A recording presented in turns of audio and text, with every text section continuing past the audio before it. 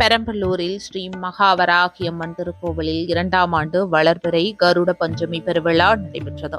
திரளான பக்தர்கள் கலந்து கொண்டு தங்களது நேர்த்தி கடனை செலுத்தினர்.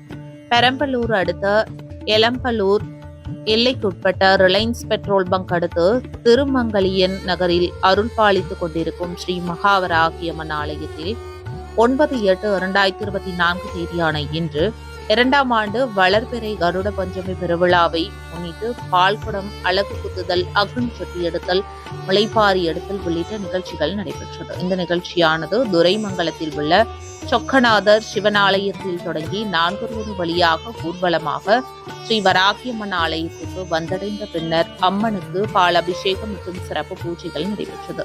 அதனைத் தொடர்ந்து பக்தர்களுக்கு கோவில் நிர்வாகம் சார்பில் அன்னதானம் வழங்கப்பட்டது. நிகழ்வில் சுற்றுவட்டார பகுதிகளிலிருந்து திரளான பக்தர்கள் கலந்து கொண்டு தங்களது நேர்த்திக் கடனை நிறைவேற்றி அம்மனை வழிபட்டனர்.